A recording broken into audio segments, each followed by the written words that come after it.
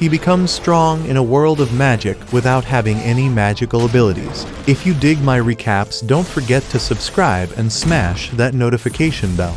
At the Rigarden Magical Academy, the only thing that matters is talent for sorcery, and those who lack this gift are despised by both students and masters. Wil Serfort of the Rizanth race is one of these humiliated students, but his determination keeps him from giving up on finding his place in the sun, even though his real talent remains invisible to those around him. In search of answers, he continues to venture into the dungeons to hone his skills with his faithful sword, Wil's companion, that compensates for his lack of magical ability. Set in the magical capital of Rigarden, this academy for sorcerers offers lessons on the properties of elements and how they can be used to invoke spells. One of the institution's teachers, Wil Serfort, explains how to catalyze a bright flame using balka ore and agni powder. To demonstrate, Edward calls on Wil, who along with his familiar Kiki was distractedly sketching in his notebook. Startled, he responds to the summons with some reluctance, knowing he would likely fail the task once again. As his classmates laugh and await his failure, Wil hesitates before beginning the catalysis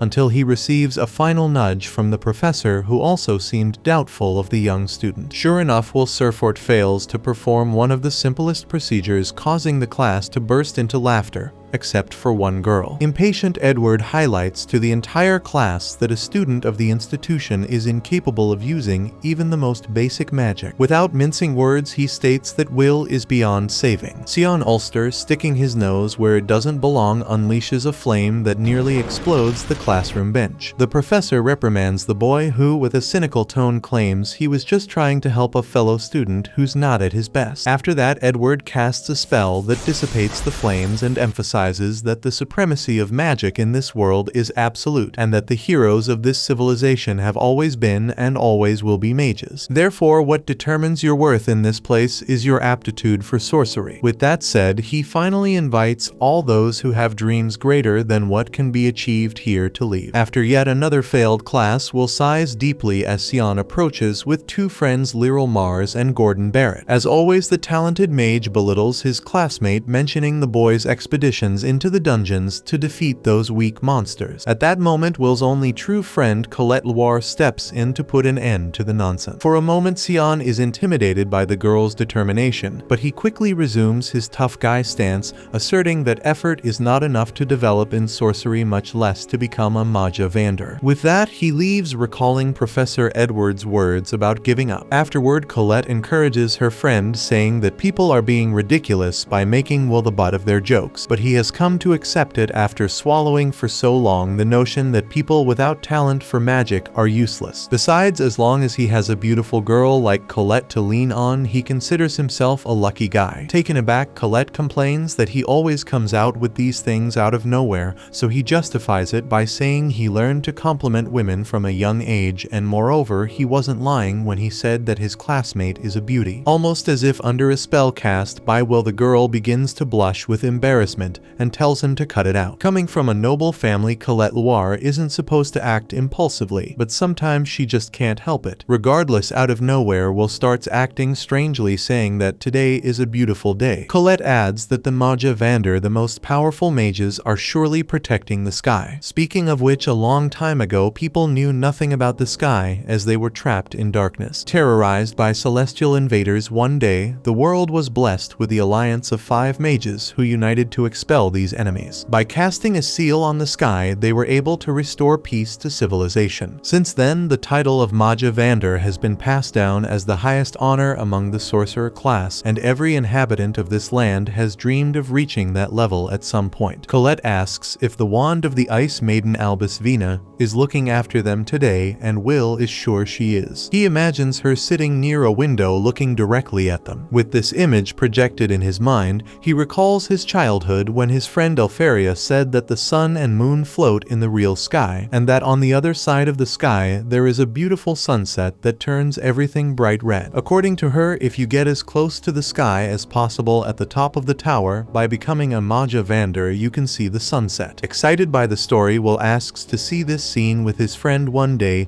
and the two make a promise. In his mind, it was just a silly promise between two kids, but he always believed it was possible to achieve. This belief proved true true as Elfaria became the youngest to earn the title of Maja Vander and ascended to the top of the tower. On the other hand, Wil relies solely on the strength of his promise to stay strong in the face of challenges which constantly remind him that he doesn't have the talent necessary to reach the top of the tower alongside his friend. And in the ebb and flow of these days, Professor Werkner Norgram scolds the student for going to the dungeon again, this time alone to the 7th floor. At this rate, Werkner is sure that Wil will die any day now. Brazenly, the student apologizes, but wants to know if he'll earn credits for the excursion. Werkner is annoyed with the boy, but since the death of an evil guardian was confirmed, he grants 2 credits to the student. Once the stubborn boy decided not to give up on becoming a Vander mage, the master warned him that before ascending the tower, Wil must advance to the Superior Institute. To do this, he needs many credits in each subject, writing, spellcasting, and practice. But since Wil is unable to earn credits in spellcasting, he has to find a way to compensate in the other areas. The young man doesn't seem disheartened by the news, but Werkner makes it clear that it's practically impossible to advance with practice credits alone. Moreover, the boy's graduation is at risk, so he must earn 4 credits by the end of the week to stay on track. Wil is shocked by this, as there are only 2 days left, so he opens a notebook right then and there to frantically research a monster that would give him the 4 credits he needs. Seeing the young man's distress, Werkner informs him that there is a Baskerville on the 6th floor and Wil gives him a grateful hug. Hearing the conversation from outside the room, Sion Ulster takes the opportunity to ruin Wil's career by hunting the creature on the 6th floor. Without delay, the protagonist heads to the location mentioned by the professor, believing he will defeat the Baskerville since he has faced one before, as long as he stays away from the flames that nearly turned Kiki into grilled cat. Meanwhile, alongside his friend, Sion has the same target, but his goal is to leave the boy he hates without the credits to graduate. Lyral asks if it is safe for them to go to the 6th floor alone, to which Sion makes it clear that not just anyone can do it. For some reason, only Wil Serfort's presence bothers him, and he will not allow a talentless failure to talk about being a Vander mage under his nose. Pursuing this, he turns to give instructions to his partners on how to deal with the Baskerville, but another creature arrives unannounced and introduces itself by smashing Gordon Barrett against the wall with a punch. Terrified Lyral Mars lets out a scream that can be heard by Wil and Kiki on the other side of the floor. Without thinking twice, the Rizanth dashes towards the sound and notices the terrible presence of an evil sentinel worth 10 credits. Meanwhile, Sion was trying to hit the monster with fire, but it has no effect on the opponent. The habitat of this type of creature is in the depths of the dungeons, so it makes no sense for it to be on the 6th floor. But now there's no point in thinking about what should be. The sentinel is in front of Sion Ulster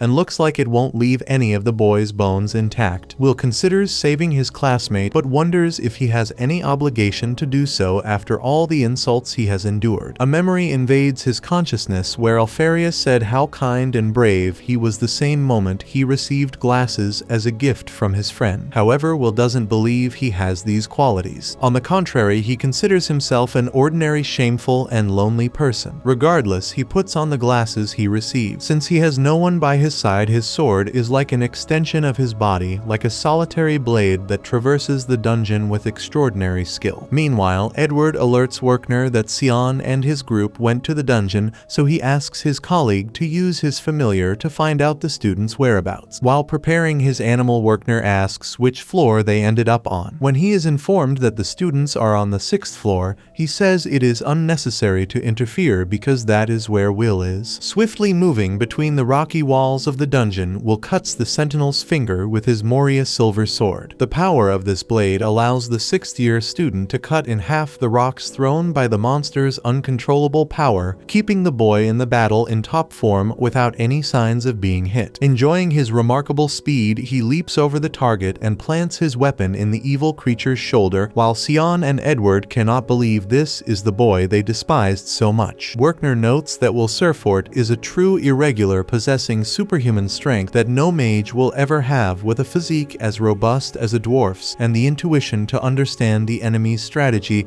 after seeing it only once. As if illuminated, Wil deciphers the enemy's movements in combat and remains intact with unmatched elegance. Then, using the momentum from his own dodge, he slashes the evil sentinel's right arm as if it were a string, causing the target's giant weapon to fall to the ground. In this world of mages, Wil is the only one capable of wielding this weapon, which weighs as much as 2 horses. In a last-ditch effort, the demon attacks with a lightning spell, but the Academy student masters the lightning's pressure and crushes the monster. Afterward, he extends his hand to his fallen classmate, but Sion Ulster's envious fury causes only a reaction of hatred. Seeing every movement of the fight from Werkner's magic sphere, Edward cannot accept that a student without magical abilities surpasses a prodigy sorcerer, so he leaves the room without further explanation. After everything that happened, Werkner welcomes Wil into his office with the sentinel's skull on his desk, so he could do nothing but award him the 10 credits he deserves. This is the story of a young man who would turn the world upside down, proving in a world where only magic is considered a true art that a union between wand and sword is possible, an alliance that would be known in the kingdom of Urbis Rigarden as Wistoria.